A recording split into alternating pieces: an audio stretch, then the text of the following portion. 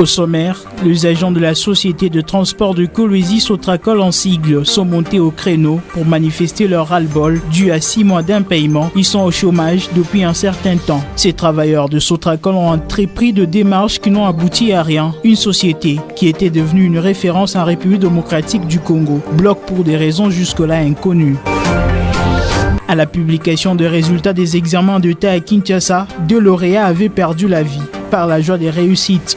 Le samedi 20 juillet, les élèves finalistes ayant passé leurs épreuves dans le Haut-Katanga ont connu leur sort. 2 dégâts ont été constatés dans cette province. Au Lualaba, la tension monte déjà. Le parent de finalistes s'inquiète du débordement qui risquerait de se présenter lors de la publication des résultats des examens d'État. Les parents veulent que le résultat ne puisse pas créer des dégâts dans la province. Le détail, c'est dans ce journal. Mesdames et messieurs, bienvenue dans ce journal. Les agents de la société de transport de Kolwezi Sotraco ont manifesté ce mardi 23 juillet 2019 leur mécontentement suite à 6 mois d'impayement. Ces agents sont montés au chômage depuis un certain temps. Suivez les détails dans cet élément. Plus rien ne peut les arrêter pour l'instant. Au total, 40 travailleurs de la société de transport de Kolwezi en sigle Sotraco sont au chômage. Au-delà de chômage, 6 mois sont en souffrance que la mairie doit à ses chauffeurs. Une situation qui désenchante ses chauffeurs dans la mesure où cette société semble être une référence en République démocratique du Congo. Que c'est désolant.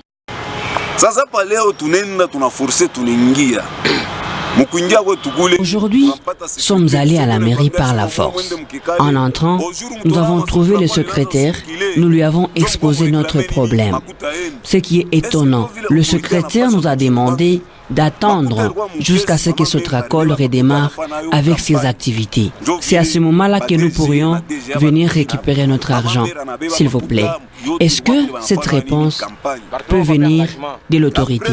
Laissez-moi vous dire une chose. L'argent qui était dans la caisse, Madame le maire a tout bousillé avec la campagne électorale. Cette réponse ne vient pas de moi. Elle nous avait été réservée par le directeur général et son adjoint. Et il nous avait fait comprendre qu'on pouvait reprendre avec le travail. Nous avons compris.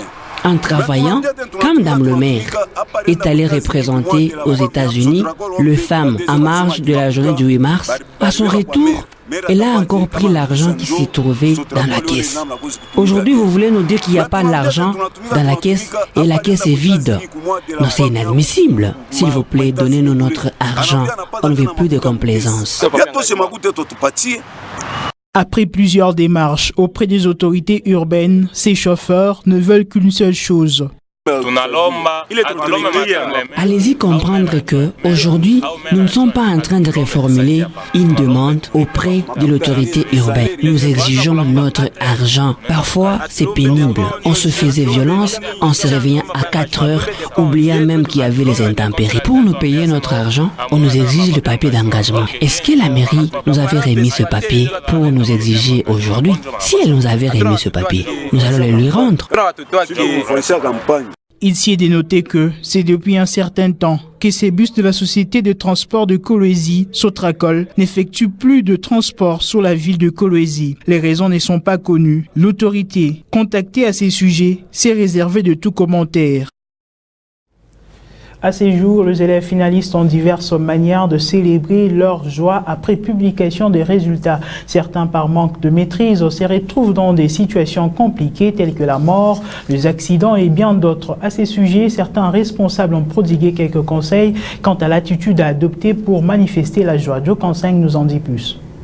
Difficile de retenir leur joie après publication des résultats, une fois qu'ils ont réussi. Le pourcentage importe peu, l'essentiel c'est de réussir, parce que c'est le couronnement de 9 mois de dur labeur. Et dans cette euphorie de joie, certains finalistes en font des trop, parfois jusqu'à en mourir. Le dernier cas en date, c'est la mort de 2 lauréats à Kinshasa. Quelques responsables donnent des conseils à ces sujets. On voit souvent les gens avant les résultats, ils sont vraiment branchés dans la prière.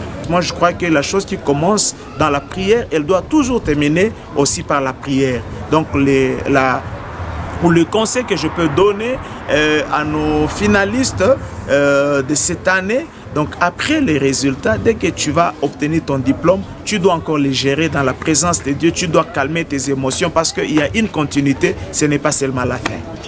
Ce que nous demandons aux parents, c'est la sensibilisation de parler à leurs enfants, de veiller à ce que les enfants soient à la maison lors de la publication des résultats. Ça ne sert à rien que les enfants se baladent et se lancent dans la rue, parce que la rue n'a pas de conseil. Les résultats aux examens d'État, ce n'est pas la fin du monde. Et d'ailleurs, c'est juste la clé d'ouverture pour passer à l'université ou à l'institut supérieur. Bon, je vais demander aux enfants de gérer leurs émotions, les sentiments de joie qu'ils vont trouver. Ils doivent les gérer pour ne pas déborder dans les comportements. Et aussi, à ceux qui vont échouer, bon, ce n'est pas la fin du monde, ils n'ont qu'à prendre courage. L'année prochaine, ils vont satisfaire. Faire preuve de retenue dans cette période de réjouissance serait une attitude recommandée. La délocalisation de chauffeurs sur l'avenue Ikuku et Mangui a causé pas mal de bruit au Lualaba. Les chauffeurs ont exprimé leur mécontentement chacun de sa façon. En rapport avec cette délocalisation, le bourgmestre de la commune de Manika, Franck Maoulaka Chioto, a donné les raisons qui a poussé à faire cette délocalisation. Suivez. La motivation première, c'est que vous devez sans ignorer que la voie publique ne constitue pas un marché pirate. Deuxièmement, aujourd'hui, vous avez observé qu'il y a eu une décision de délocaliser les arrêts qui étaient sur la nationale 39 vers l'avenue Mangui. Donc il était important qu'on puisse prendre les dispositions pour que les véhicules qui vont se retrouver là-bas en stationnement puissent avoir assez d'espace. La gestion de l'État n'est pas conditionnée par les caprices des gens. La gestion de l'État est conditionnée par le bien-être de la population. Donc s'il y a eu une décision qui fait que ces gens doivent se retrouver là-bas, donc il y a des services techniques qui se sont réunis, des études ont été faites et une solution a été donnée. Donc je soutiens cette solution. Donc on ne gère pas l'État en suivant les caprices de tous les individus, mais on gère l'État en suivant le bien-être de la population. L'avenue Mangui, la configuration se présente telle qu'il y a des dépôts. Donc les marchands qui se trouvent sur l'avenue Mangui, qui ne veulent plus rester dans les dépôts, leur demandons seulement de retourner dans les dépôts parce que une avenue reste une avenue destinée une partie pour les piétons, une partie pour les véhicules. C'est la nuit du dimanche 21 à lundi 22 juillet vers 4 heures que les victimes du village Mukumbi se trouvant à 7 km de Kolwezi se sont retrouvées pour la énième fois sur les rues. La non-indemnisation serait à la base de leur mécontentement, voulant tous une seule chose, de revenir vers la terre de leurs ancêtres. Joe Kanseng nous en dit en plus.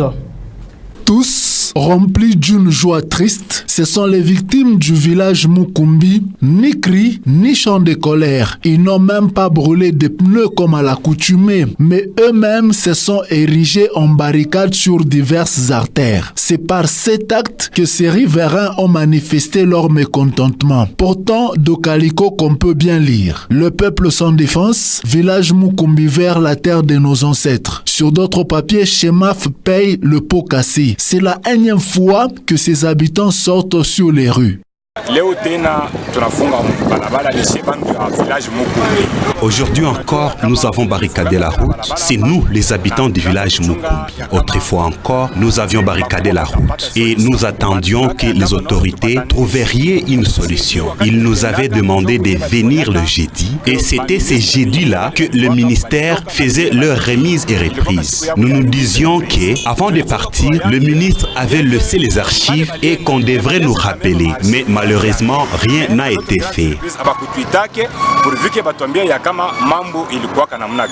Tous, unis comme un seul homme, ne veulent qu'une seule chose. Nous voulons qu'il nous ramène au village. Chemaf ne peut pas nous traiter comme des chiens alors que nous sommes des Congolais. Ils nous considèrent comme si nous ne sommes pas Congolais. Ils n'ont pas ces droits-là. Certaines autorités politico-administratives se sont rendues sur les lieux et n'ont pas manqué de mots. Pour nous, Pour nous, comme vous êtes en route, c'est comme qui dirait, vous nous avez invités de venir voir ces problèmes. Et comme je suis venu, donc votre mission est accomplie. C'est ce que je peux vous demander. Faites-moi juste confiance. Vous avez eu à travailler avec d'autres. Cette fois-ci, essayez avec moi. C'est tout ce que je peux vous demander. Il s'y est dénoté que c'est depuis 2016 que ces habitants ont été délocalisés sans toutefois être indemnisés. Une réunion avec le ministre provincial de l'Intérieur est prévue ce lundi. Après 2 rendez-vous manqués de l'arrivée du président de la coalition Lamuka et coordonnateur de la plateforme Ensemble pour le changement, Moïse Katumbi à Kolwezi, s'est enfin confirmé. L'ancien gouverneur de l'ex-Katanga confirme son arrivée à Kolwezi ce vendredi 26 juillet 2019. Cette nouvelle, bien sûr, a réjoui plus d'un Lualabé et son micro de Ken Pangwe. Comme il a eu encore un autre programme, il doit se rendre à Kalemi pour aller aussi consoler les familles qui ont souffert pendant la période de turbulence que vous-même vous connaissez. Et juste après cela, il va encore venir ici à Kolwezi. Donc c'est vendredi déjà, il sera ici. Nous allons l'accueillir. Il n'y a même pas à faire la mobilisation parce que nous l'avons déjà fait. Là, il suffit juste de réchauffer, de mettre seulement le pied au pédale et c'est tout. Et les gens, vous-même, vous allez voir. Il n'y a pas à faire la mobilisation ou bien à faire l'appel aux gens. Nous allons l'accueillir sans problème, car celui qui n'aime pas Moïse est corrompu. Si Moïse arrive dans la province, nous serons là pour lui. Et nous l'aimons énormément. Nous souhaitons que tout change à travers lui. Et nous ne cesserons de dire que, ici, nous l'aimons vraiment à cause de ses œuvres qui sont gravées dans nos cœurs quand il fut gouverneur. Pour la sécurisation de tous et la paix sociale, Madame le maire de la ville de Kolwezi informe qu'aucune manifestation ou rencontre politique organisée par n'importe quel parti politique n'est autorisée sur toute l'étendue de la ville et c'est jusqu'à nouvel ordre. Ceci ressort du communiqué officiel numéro VKBM 15/2019 de la mairie, fait à Kolwezi le 23 juillet 2019, signé par le maire de la ville, Véronique Oupité. Poursuivons ce journal avec de la politique. Cette fois-ci, l'élection du bureau définitif du Sénat aura lieu ce samedi 27 juillet 2019. 3 candidatures ont été réceptionnées au poste de cette institution, dont celle d'Alexine Tambwe-Mwamba, présentée par le FCC, celle de Modeste Bahati Lukwebo de la FDC et celle de Makangu Kabongo, indépendant. Pour le Lualabé, c'est le signal d'une véritable démocratie. Ils en donnent leur lecture. Suivez. Bon, je suis en train de remarquer que la démocratie est en train de s'installer dans notre pays. Et à tous les niveaux, il n'y a pas qu'une personne qui prétend être là et présider, mais il y a des jeunes, des gens qui veulent aussi poser leur candidature pour présider à des institutions, même au niveau des grandes institutions de notre pays.